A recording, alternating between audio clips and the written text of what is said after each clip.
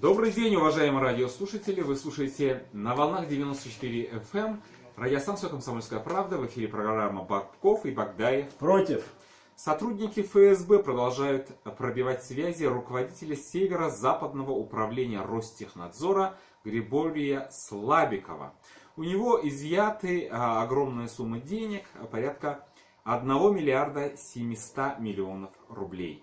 В то время как общая сумма хищений по уголовному делу превышает 4 миллиарда рублей. Первые обыски в жилье чиновники, как сообщает Фонтанка, и нескольких банковских ячейках принесли правоохранителям почти 700 миллионов рублей. Спустя день эта сумма выросла до 1 миллиарда. Пополнение принесла банковская ячейка размером с человеческий рост в одном из банков Санкт-Петербурга, из которой сотрудники ФСБ достали 730 миллионов рублей мелкими купюрами. Игорь Александрович, в том числе валюта 7,5 миллионов евро и 1 миллион долларов. Найти схрон оперативникам помог один из знакомых Слабикова, который попал под слежку. При этом под следствием находится еще 8 фамилий, на каждую из которых может быть открыто по нескольку банковских ячеек. Воруйте деньги мелкими купюрами, Игорь Александрович. И храните их в банковских ячейках. Помнишь? Как Человеческий рост. Человеческий рост. Новая фишка. Или покупаем квартиры для хранения наворованных денег, или снимаем банковские ячейки в человеческий рост. Я вспоминаю, помнишь фильм нашего детства, нашей молодости «Берегись автомобиля», когда автовор Деточкин продавал пастору, актеру Банионису «Волгу», да, и тот его спрашивает: а почему, говорит, у тебя... Я же не спрашиваю, почему у тебя мелкие купюры. А тот говорит: а я и готов признаться, это, говорит, пожертвование прихожан. Поэтому, конечно, и там были мелкие купюры, и здесь мелкие купюры. Сегодня весь воровской мир почему-то стал специализироваться на мелких купюрах. Или, вероятнее всего, что они для своего хода гораздо более распространенные. Или же это действительно, это, видимо, взятки. То есть сегодня взяткодатели обнищали, видимо, и тащат уже взятки в виде, значит, кто взятки берет? Взяточникам тащат мелкими купюрами. То есть взяточники у нас фактически вышли на паперть, можно сказать. Ну, можно сказать, экономический кризис и так далее. Ну, а если серьезно, Игорь Александрович, почему мелкими купюрами? Их сложнее отследить. Крупные купюры, они имеют серийный выпуск и прочее, и очень легко их отследить, понимаете? А мелкие это очень сложно в долларовом отношении. Вот сотрудники госбезопасности шутку нарекли этого Григория Слабикова, руководителя Ростехнадзора, по Северо-Западному федеральному округу, нарекли его позывным Скрудж Макдак. И это не случайно. Дело в том, что он уже такими темпами скоро догонит другого коррупционера, полковника МВД, вы помните, Дмитрия Захарченко, который должен был бороться с коррупцией. А в результате у него там в квартире обнаружили 8 миллиардов рублей. 8 миллиардов. 1,5 тонны денег, я помню. Представляете, у нас бюджет города Улан-Удэ составляет 7 миллиардов рублей. Там грузовиками вывозили эти деньги. Ну вот, у этого грузовиками, у того ячейка банковская в полный рост. Вот, конечно, вот вся эта практика пагубная, да, вся эта коррупционная деятельность отдельных наших чиновников говорит о том, конечно, что в нашей стране давно уже пора пересматривать взгляды на все-таки ту устоявшуюся государственно-политическую систему. Все-таки государственно-политическая система Советского Союза была гораздо более сбалансированной, менее коррупционно емкой, и, соответственно, не было вот подобного рода таких вот коррупционных скандалов, которые сегодня буйствуют фактически в современной России, и в том числе и в Бурятии. Так вы здесь абсолютно правы. Тот же этот Захарченко Дмитрий, да, МВДшник, возглавлял систему, которая должна была бороться с коррупцией, с воровством, казнократством. И сам погряз в коррупции. А вот этот Слабиков чем прославился? Дело в том, что он возглавлял вот Ростехнадзор, и под их эгидой создавались саморегулирующие организации. Они вообще, вот этот новый институт, он должен был как-то ликвидировать коррупциогенность в строительной сфере. А в результате что получилось? Оказалось, что строительные крупные организации Северо-Запада и Санкт-Петербурга регистрировались в нескольких городских саморегулирующих организациях, вносили туда крупные суммы. И эти деньги в результате вернуть не смогли.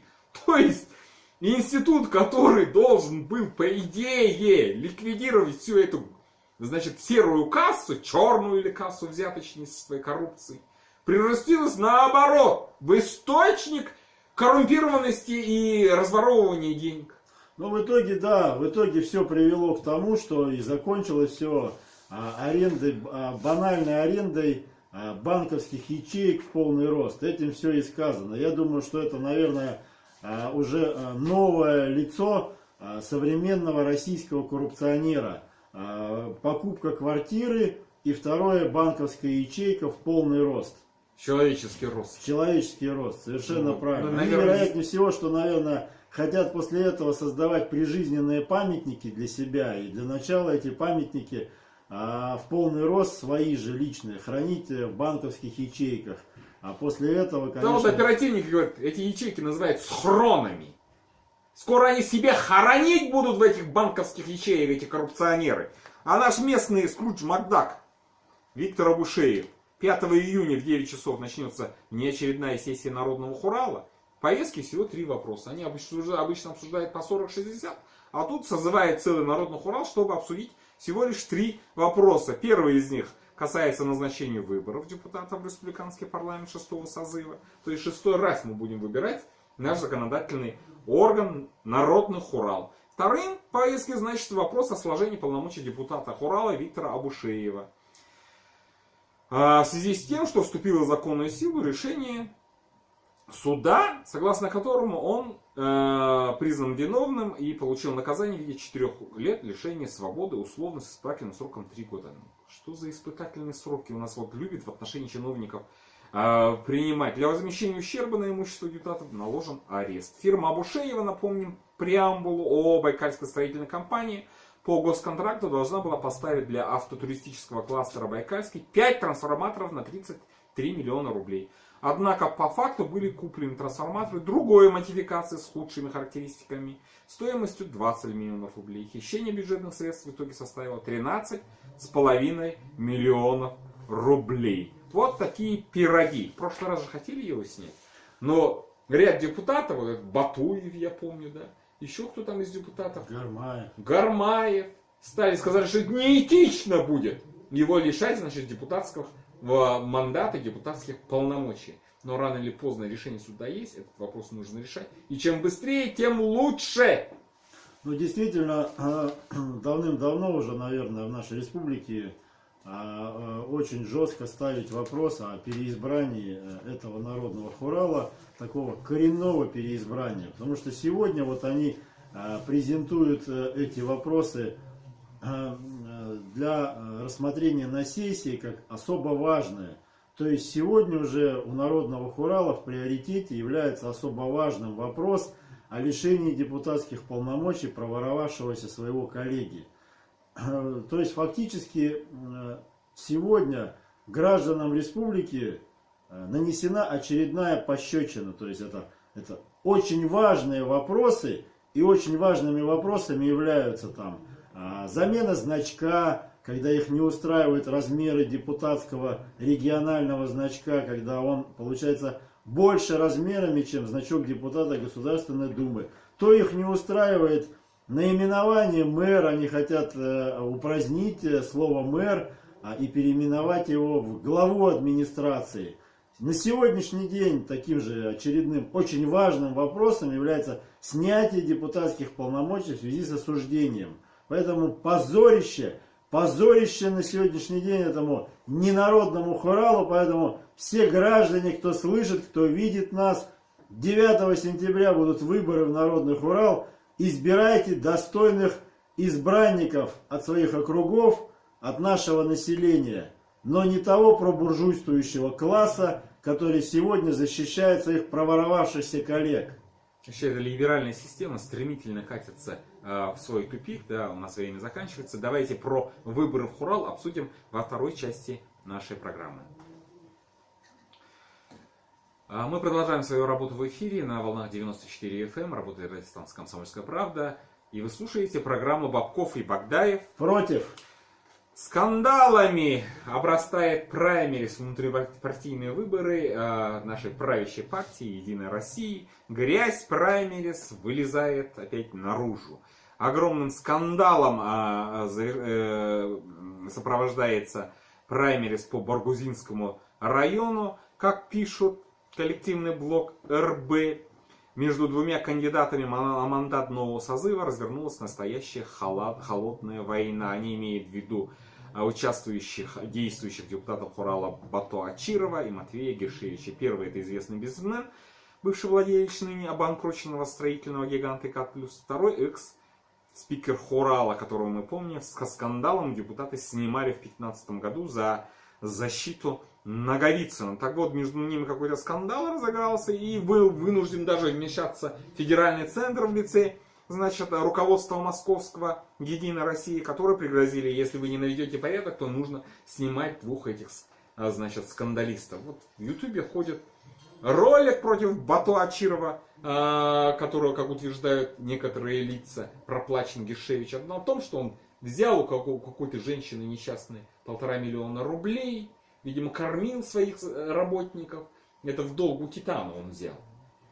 И в результате, значит, не выплатила эти деньги. И эта женщина, начальник отдела, значит, по работе с корпоративными клиентами, вынуждена из своей зарплаты платить эти долги. И своих денег, я понял из этих видеороликов, Бато, значит, Ачиров выплачивать деньги не намерен. Ну, вообще, конечно, праймерис «Единой России» четко начинает показывать их, значит, сущность, их вот такое гнилое нутро.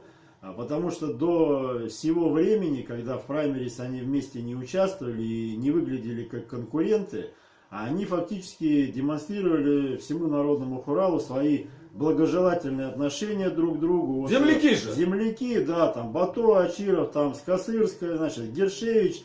Все они там, значит, там кулуарно ходили, общались там, значит, Гершевич, значит, активно поддерживал Бато Ачирова в его вот этой дорожной тематике. Я помню в свое время, когда Ачиров не был депутатом Народного Хурала, там собирал подписи, да, для того, чтобы отдать подряд именно его организации, чтобы не выиграла другая конкурирующая красноярская компания Скосырская, значит, в этой же, во всей, значит, лавочке точно так же принимала такое же братское участие. А сегодня они выглядят как пауки в банке, которые разодрались, они демонстрируют позорище на весь Баргузинский район. И я считаю, Баргузинский район просто обязан выдвинуть совсем других кандидатов, которые действительно будут защищать их интересы. Не защищать вот это гламурное тщеславие, которое они демонстрируют. Один, значит, бывший прокурор был представителем прокуратуры в Народном Хурале, постоянно грозил там всем коррупционерам, что у него, значит, готова там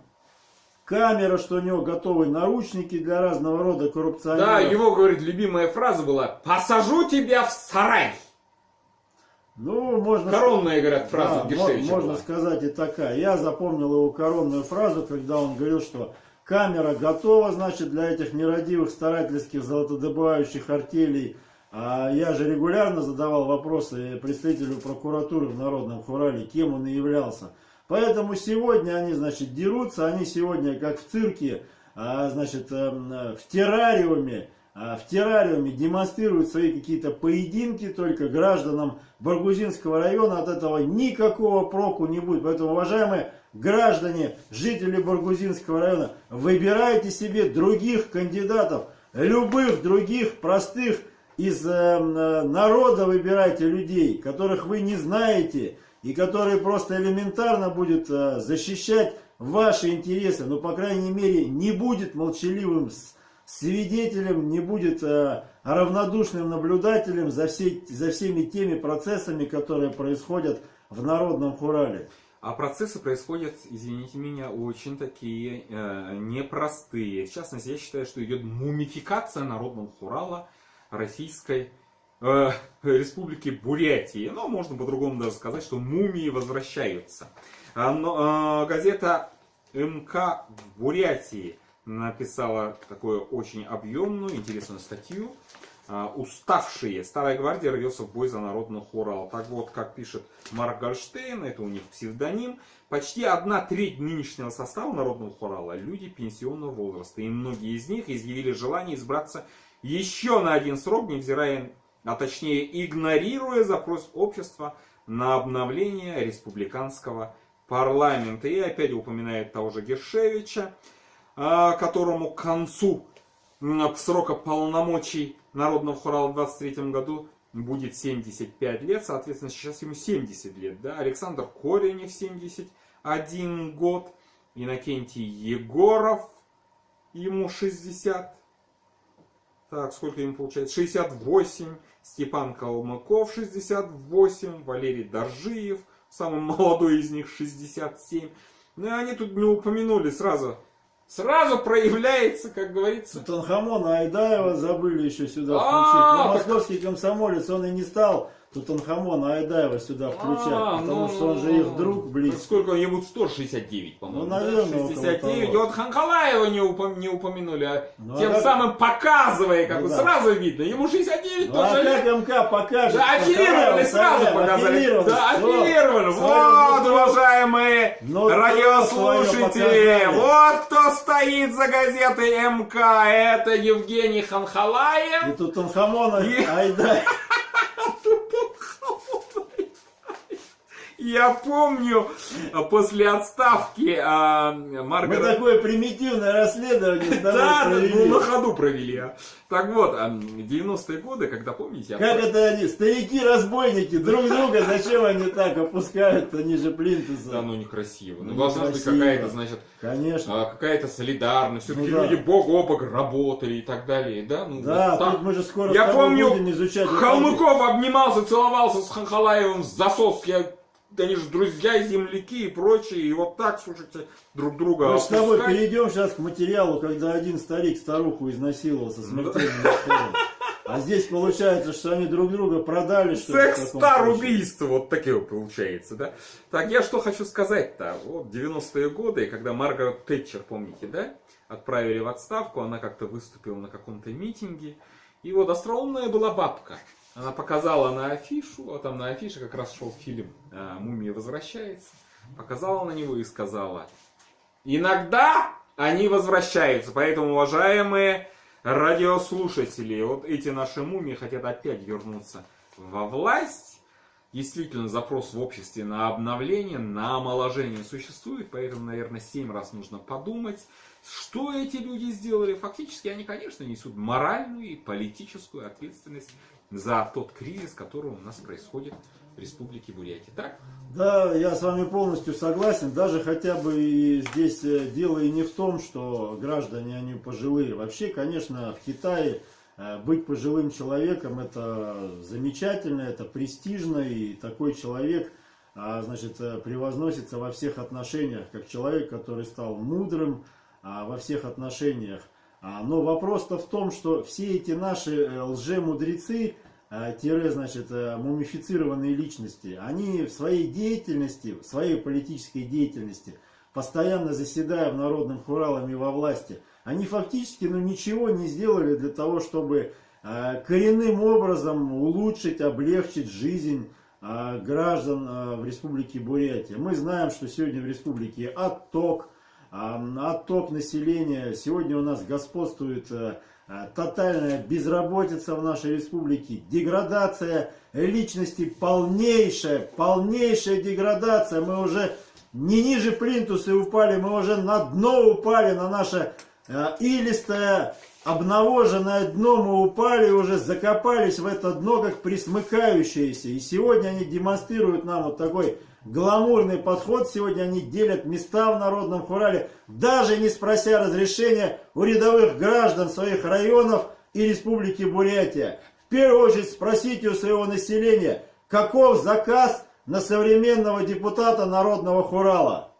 К сожалению, вот эта политическая деградация нашей элиты, в лице депутатов Народного хурала и хурала в целом негативно сказывается и на моральной атмосфере в общей Республике Бурятия. Вы тут анонсировали изнасилование, значит, 82-летней женщины. Действительно, житель Мухоршибирского района обвиняется в убийстве пенсионерки и совершении насильственных действий сексуального характера в отношении пожилой женщины. Все прошло около полугода назад в селе Харшибирь. 60-летний местный житель пришел в гости к соседке 82-летней пенсионерке. Они распивали спиртное. После окончания застолья мужчина решил помочь пожилой женщине улечься спать. По его словам, женщина упала и потеряла сознание. Ну, ясное дело. При этом провожатый тоже упал. Тоже упал, но на тело рухнувшей пенсионерки и тоже уснул в пьяном угаре. Мужчина заявил, что очнувшись, пытался привести пенсионерку в чувство, делая ей непрямой массаж сердца и искусственное дыхание. У пенсионерки были обнаружены переломы нескольких ребер, сломанных посмертно, а также кровоподтеки на лице. Мы пытаемся доказать, что он придушил ее и совершил насильственные действия сексуального характера, заявили следователи Мухоршибирского межрайонного следственного отдела по Республике Бурятия. Обвиняемый сегодня живет под подпиской, находится под подпиской о невыезде. Вот вам и ответ нашего населения на тот разврат, который происходит в нашем законодательном органе. Разврат политический, я имею в виду, он находит отзыв прямым развратом среди рядовых жителей республики. Совершенно правильно. Поэтому, конечно, не зря говорят, рыба с головы гниет. И сегодня законодательная власть давным-давно уже прогнила. Они демонстрируют свое поведение разного рода, когда их называют там мастодонтами, политики, там, мумифицированными личностями, уставшими какими угодно, тутанхамонами. И эти же тутанхамоны в лице их полупрестарелых коллег делают заказы в виде журналистских так называемых статей в аффилированной газете, которая, не стесняясь одних, обзывает, других, значит, выгораживает, тем самым расчищая им место для очередной отсидки в Народном хурале на очередные 5 лет. Поэтому, уважаемые товарищи, уважаемые зрители, все, кто нас смотрит, все, кто нас слышит на эфире «Комсомольской правды» 94, кто нас смотрит в Фейсбуке, на странице Багдаева, в Одноклассниках, в Ютубе, разделяйте с нами нашу точку зрения и делегируйте в Народный хурал тех граждан, которые морально готовы стать депутатами и которые отвечают требованиям современного общества, основными устоями и основными взглядами общечеловеческими, общегражданскими на современную жизнь. Да, жизнь только можно изменить путем ротации власти, смены ее, смены дискредитировавшей себя власти новыми людьми. На этом мы заканчиваем сегодняшнюю программу. До новых встреч. В эфире была программа Бабков и Багдаев. Против. На волнах 94 FM, радиостанция «Комсомольская правда». Телефон для справок 64 80 19. Звоните нам, смотрите нас. Всего хорошего.